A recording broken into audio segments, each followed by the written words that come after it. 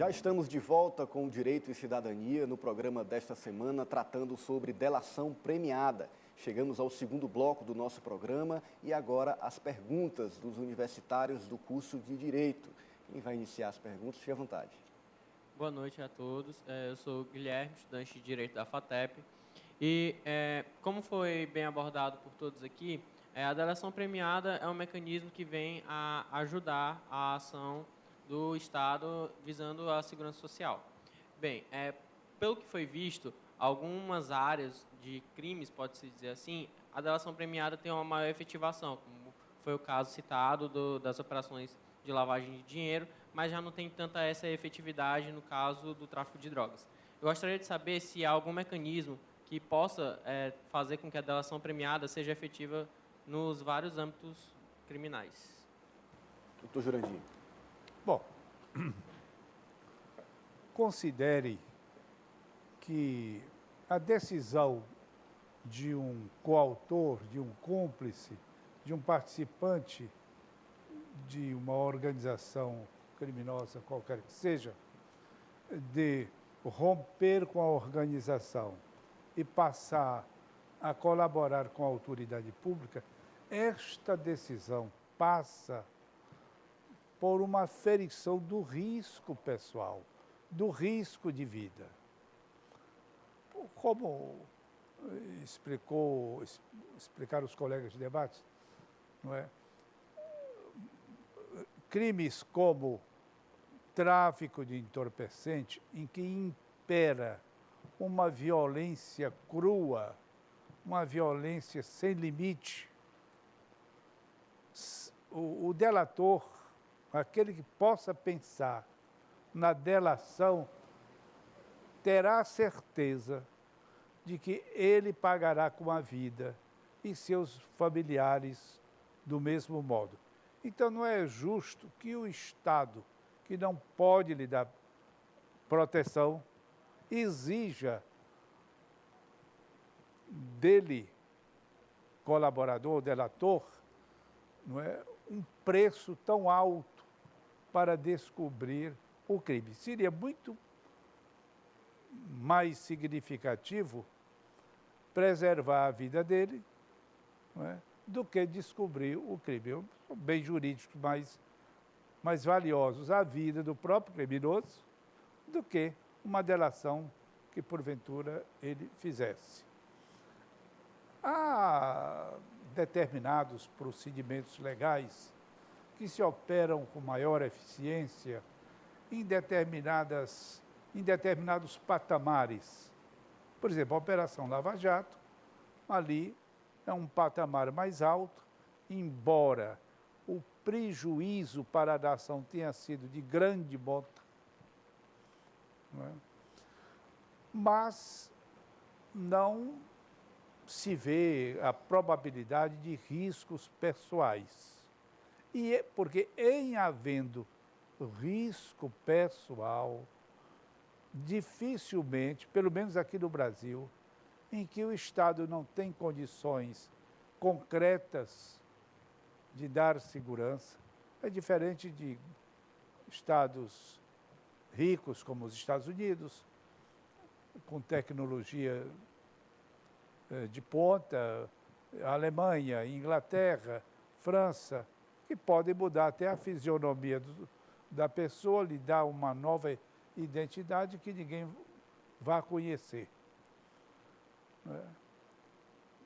Outros tipos de crimes que têm propósitos políticos não se arreceiam os seus participantes de qualquer risco pessoal, se muitas vezes eles mesmos acabam com suas vidas para realizar um ato que, no ver deles, é um ato heróico, como a pessoa que se explode na prática de um ato de terrorismo. Mas, de qualquer modo, é preciso destacar que a lei da delação premiada, hoje, a mais que modificou as outras, que é a 12.850, de 2013, essa lei copia o modelo de leis internacionais E é muito bem elaborada a lei, muito bem elaborada. Os seus mecanismos são realmente bem estabelecidos, são concisos, e não basta querer arranjar uma redução de pena e tal. É preciso, é bom destacar isso, é preciso que da sua colaboração resulte efetivo e concreto êxito da investigação.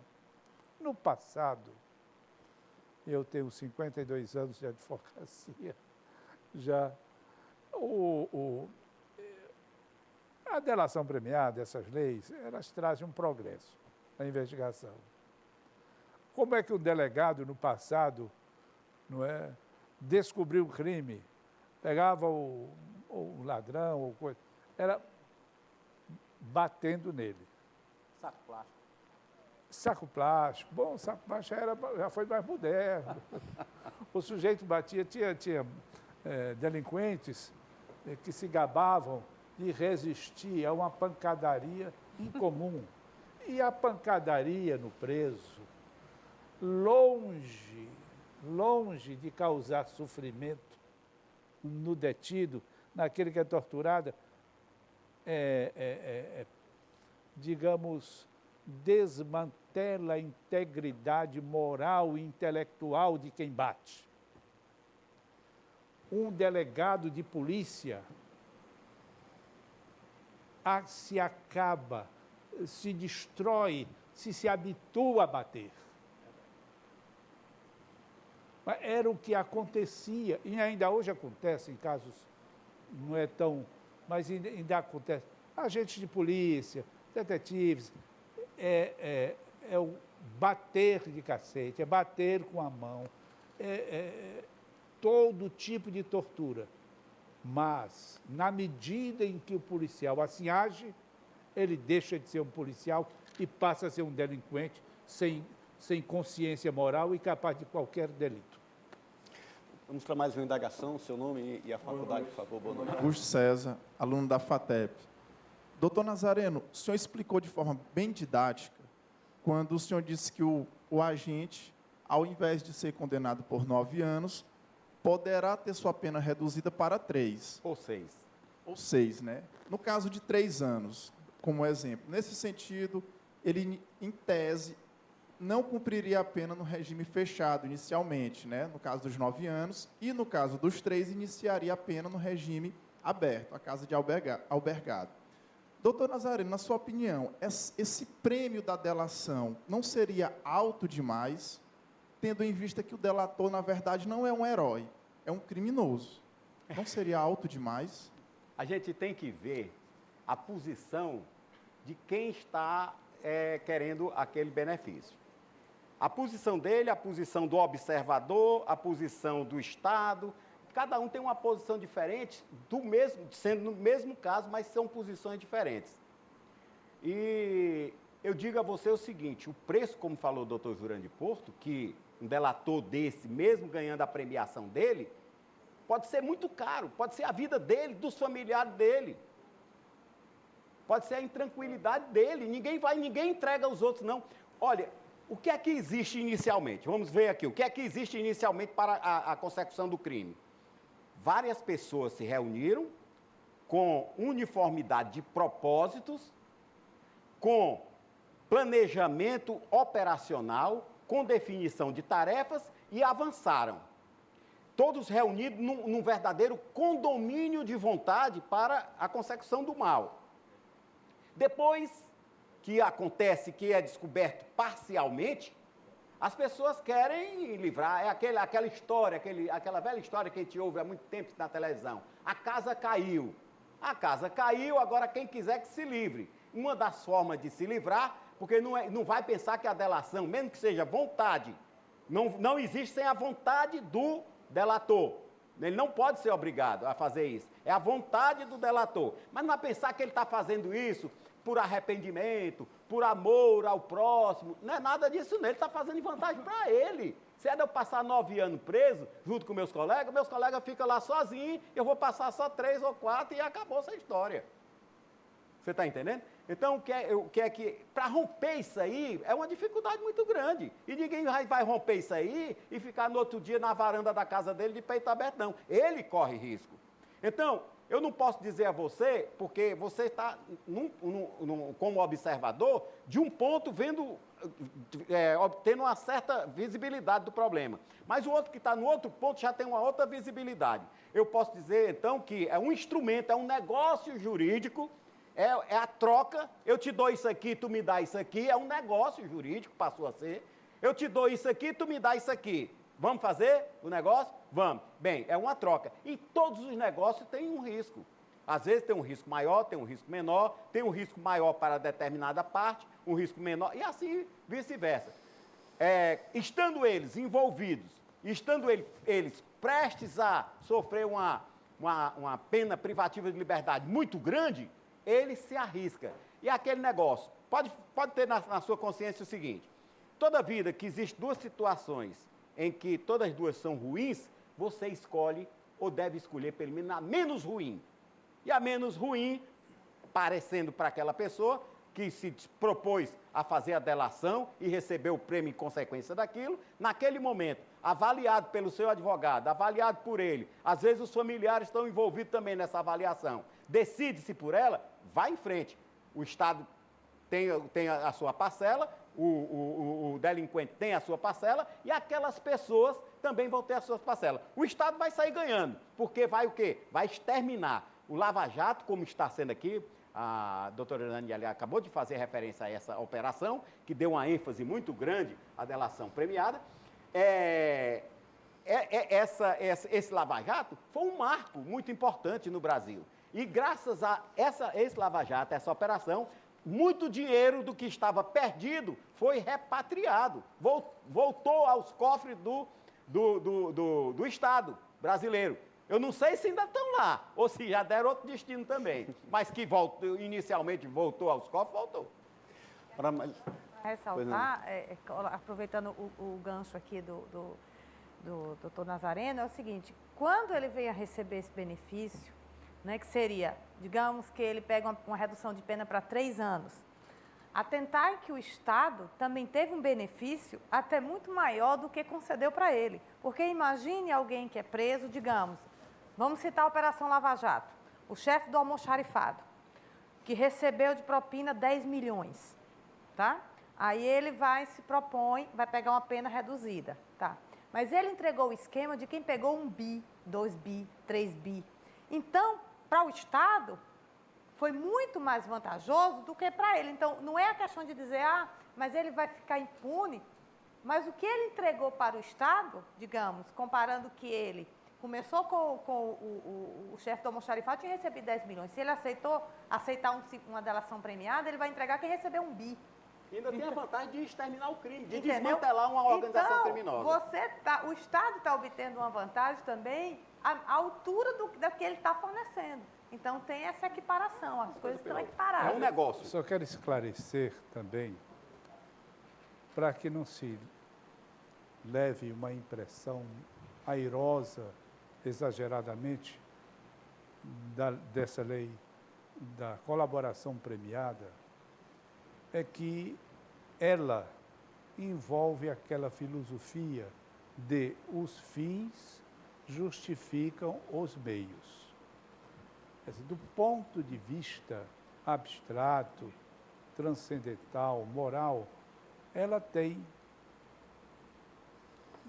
veios de sombras nela. Mas, entretanto, a necessidade de combater o crime de grandes organizações criminosas é de tal modo necessária essa necessidade que é preciso abrir mão para o Estado de alguns imperativos ético-morais quando o Estado trata com esse tipo de organização criminosa.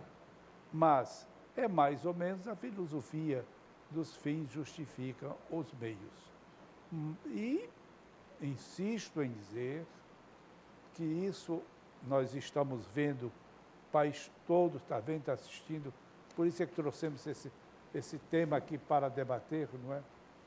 A questão da delação premiada, numa esfera mais alta, embora os resultados do crime sejam maiores, é possível a delação, mas noutra é a mesma coisa que na Itália, um integrante da máfia delatar o capô, delatar a organização, ele sabe que pagará mais cedo ou mais tarde, não é?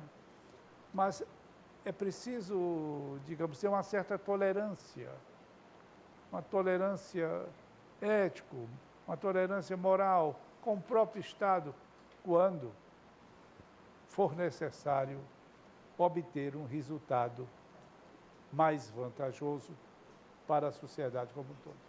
Vamos à próxima pergunta, então, por favor. Boa noite, meu nome é Pamela e eu faço Direito na FAET. A minha pergunta que credibilidade se dá a uma pessoa que constantemente muda o seu depoimento, digamos assim, no caso do delator? Tem-se visto que constantemente eles mudam o depoimento. Eu gostaria de saber qual credibilidade que uma pessoa dessa... Mas o delator não muda constantemente. No máximo, ele prestou um primeiro depoimento dizendo que nada sabe e que é inocente. E aí, ele, orientado por seu próprio defensor, ou por outras pessoas, ou por familiares, resolve que ser mais vantajoso para ele que rompa com aquela organização e se apresente como meio de prova para demonstrar a culpa dos demais. E aí ele assina um acordo, um termo escrito, do qual participam o colaborador, o Ministério Público, o delegado de polícia, e ele assume deveres e, consequentemente, tem os direitos do delator. Salvo engano, está no artigo 7º da Lei 12.850. Então, como disse o Nazareno, com toda a propriedade, é um negócio, incrivelmente, é um negócio jurídico, penal, processual. E da cá, toma lá. Não é? Delegadas, do ponto de vista da investigação, qual é a repercussão dessa mudança? Pois é, como ela questionou, a credibilidade que vai se dar ao depoimento que ele muda tanto. Não é só o depoimento dele que vai ser suficiente para ele receber esse prêmio que é a delação. Por exemplo, vamos partir para algo mais prático da investigação. Ele vai e delata, denuncia que uma determinada pessoa possui objeto do crime lá. Então, a polícia vai precisar materializar. Não é só ele dizer, olha, fulano também participou do esquema. Não é só a palavra dele. Ele vai precisar me dizer o que fulano esconde, aonde esconde, quais são as contas. Então, a polícia, por meio de sua investigação, vai verificar cada item que ele delatar e vai buscar materializar aquilo que ele está colocando no seu acordo de delação. Se a polícia conseguir reunir provas de que aquilo que ele falou corresponde à verdade e ajudar, foi proveitoso, aí sim ele vai, porque o juiz vai julgar, é na sentença que o juiz vai aferir a delação, é na sentença. Por quê? Não é só o depoimento dele que vai ser suficiente para condenar ninguém. Só o depoimento do celebrante do negócio jurídico denominado delação premiada, não é só o depoimento dele que vai condenar ninguém, não. É a materialização do que ele prestou depoimento por meio da investigação policial que o juiz vai aferir na sentença se conseguiu provar aquilo que ele disse. Então, se não conseguiu provar, não teve efeito porque ela não foi proveitosa. Ok, vamos então a mais um intervalo comercial e logo mais voltaremos discutindo delação premiada no Direito e Cidadania.